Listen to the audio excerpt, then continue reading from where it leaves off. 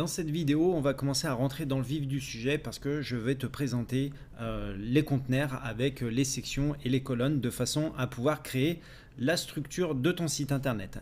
Donc ici, on est sur le constructeur de page Elementor. Ici, comme tu peux voir sur la gauche, tu as beaucoup d'éléments qu'on va pouvoir utiliser. Ici, ce sont tous des éléments d'Elementor et d'autres plugins qu'on aura installés qu'on va pouvoir utiliser justement pour créer le design de notre page. Alors pour créer un design, on va devoir créer un conteneur parce que là pour l'instant on ne peut pas faire grand chose. Alors il y a plusieurs possibilités de créer un conteneur, soit on vient ici cliquer sur conteneur et on fait glisser, on vient installer ici, soit on peut cliquer sur le plus ici et aller installer un conteneur. Donc là on va sélectionner le nombre de colonnes qu'on a besoin, le nombre de grilles, voilà par exemple. Donc soit on peut créer simplement ici une première colonne. On peut également, en retournant sur le plus ici en haut à gauche, là, ajouter un élément. On revient sur les éléments. On peut faire glisser le conteneur ici. Voilà, là on a un deuxième mais qui est complètement identique. Donc on a vraiment deux façons de le faire. Ensuite, si je reviens ici, on a la grille ici. Si je positionne la grille ici, avec plusieurs colonnes, donc là on se retrouve avec voilà, trois colonnes, deux lignes qu'on va pouvoir gérer ici en mettant par exemple on veut que deux colonnes ou une colonne, et là ici on veut qu'une ligne, et donc c'est exactement la même chose. Donc comme tu peux voir, il y a plusieurs façons de créer des colonnes, des sections, des conteneurs sur Elementor. Donc après, peu importe celui que tu choisis, le résultat sera le même. Ensuite, pour te montrer la différence, c'est que ici derrière on a cette première section là, cet élément, donc ce conteneur qui est défini par un liseré rose. Donc du coup je vais te montrer derrière ce qu'on va faire. En cliquant ici, j'ai accès aux informations de tout ce qui va se trouver à l'intérieur ici. Si je clique sur le deuxième, voilà, ce sera encore d'autres éléments. Pour te montrer la différence, ici je vais cliquer sur style. Je vais aller sur type d'arrière-plan, le pinceau classique, et puis je vais sélectionner une couleur. Donc voilà, là j'ai une couleur pour celui-là. Ensuite, je viens sur le deuxième, je clique, et au final, celui-là, je vais lui mettre une autre couleur.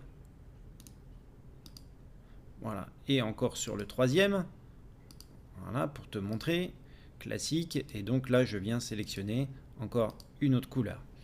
Donc voilà, les trois ont des couleurs différentes. Donc attention, c'est bien ici derrière ce conteneur-là qui, au final, je change des informations à l'intérieur de ce conteneur.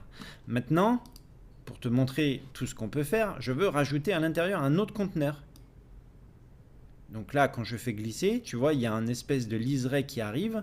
Et donc du coup, quand je relâche, j'ai un autre conteneur qui vient de se créer à l'intérieur du conteneur principal. Alors pour te montrer la différence, attention, je vais cliquer ici sur ce conteneur là, et donc j'ai accès à des éléments ici. Je viens sur style, là je vais rajouter une couleur,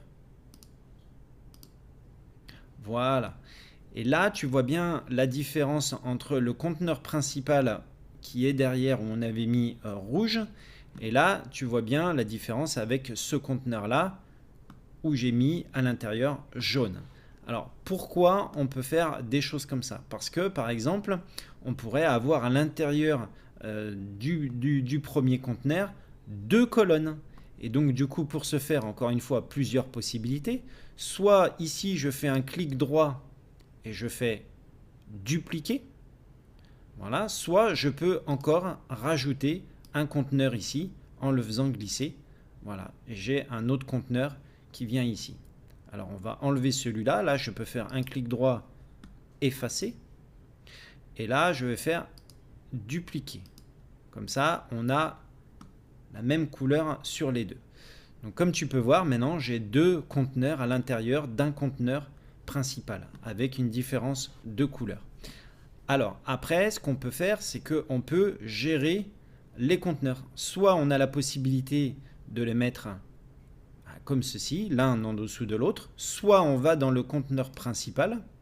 Ici on revient sur la mise en page, et là on va décider, non, on veut deux colonnes, deux conteneurs l'un à côté de l'autre. Donc on vient ici sélectionner ligne horizontale, et donc là je me retrouve avec mes deux colonnes ici complètement différentes.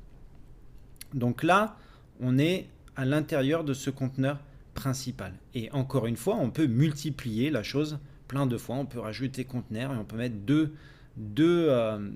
conteneurs à l'intérieur de celui-ci et ainsi de suite, ainsi de suite. Alors le but, c'est pas de, voilà, c'est vraiment quand tu en auras besoin, eh ben, sache que tu peux rentrer beaucoup de conteneurs à l'intérieur. Tout dépend de la structure du site internet. Donc voilà, là c'était vraiment pour te montrer les conteneurs avec justement cette différence qu'on peut avoir à l'intérieur. Alors bien sûr, il y a d'autres possibilités. Là, on peut créer, voilà, comme je t'ai montré, avec deux colonnes déjà à l'intérieur. Hein, c'est beaucoup plus facile, elles sont déjà mises en page. Et là, si je veux, je peux reproduire exactement pareil. Voilà, je peux aller chercher un rouge pour commencer, bon, qui était derrière, et puis ainsi de suite. Ici, j'ai juste à cliquer, c'est déjà rentré, la colonne elle a déjà été créée, et on est dans le bon sens. Et là, c'est pareil, je peux aller chercher le jaune. Donc ici, à peu près.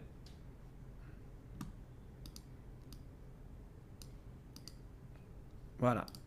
Donc pour te montrer vraiment l'histoire des colonnes. Si tu as rentré justement une colonne de trop et que tu veux plus ces colonnes, bah là tu viens cliquer sur la petite croix ici et ça va supprimer de suite. Alors attention, parce que du coup, il ne faut pas cliquer n'importe où, parce que bah, tu peux supprimer très rapidement des choses que tu as construites. Donc attention à ça. Donc là, je supprime et là, je supprime. Et je me retrouve avec ces deux colonnes. Donc, c'est une première vidéo de mise en jambe, mais c'est vraiment important de comprendre ce système de colonnes parce que c'est ce qui va définir tout le site internet. C'est vraiment ces structures, une structure comme ça qu'on va monter pour tout le site internet. Je te montre vite fait l'histoire des colonnes. Donc là, on est sur le site qu'on va créer ensemble. Au final, ce que tu peux voir, c'est quoi? C'est que ici, on a une première colonne et ici, on a une deuxième colonne. Donc après, elles sont imbriquées. Ça, on verra comment l'imbriquer. Mais on a bien deux colonnes ici. Là, par exemple, pour le texte, on n'a un seul conteneur. Si je descends, ici, c'est un seul conteneur. Là, ici, j'ai deux conteneurs, deux colonnes. Également, ici, pareil, deux colonnes. Là, ici, un seul. Là, ici, deux colonnes, parce que ça, c'est une photo. Ensuite, deux colonnes ici, deux colonnes ici. Et là, j'en ai trois. Donc, ainsi de suite. Je peux vraiment aller mettre plusieurs colonnes. 3, 4, 5, si besoin. Donc, et là, pour faire trois colonnes, donc là, on n'a pas vu, parce que là, ici, il n'y a que deux colonnes. Il n'y a pas trois colonnes. Alors, on l'a vu avec la grille, parce qu'en mettant une grille ici, on avait déjà les trois colonnes qui étaient là. Et donc, du coup, si on règle à une seule ligne, on se retrouve avec trois colonnes. Donc ça, c'est très simple. Mais également, je peux faire ici, clic droit, dupliquer, et j'ai une colonne qui vient s'afficher ici. Donc ça peut être intéressant. Par exemple, on peut faire un design à l'intérieur, on peut faire quelque chose voilà, avec un titre, un texte, un bouton. Et puis si je fais dupliquer, bah, ça va dupliquer. Après, j'aurai juste besoin de changer le texte. C'est un peu cet exemple d'ici, on le verra plus tard, mais c'est un peu cet exemple d'ici où on pourra dupliquer les choses. Et donc du coup, ça sera très facile d'arriver à ce résultat juste en dupliquant le conteneur. Donc voilà, j'espère que j'ai été assez clair pour cette première vidéo de mise en place au niveau d'Elementor. Donc n'hésite pas, si tu as des questions par rapport à ça, n'hésite pas à les mettre dans les commentaires dessous. Et moi, je te retrouve de suite dans la prochaine vidéo.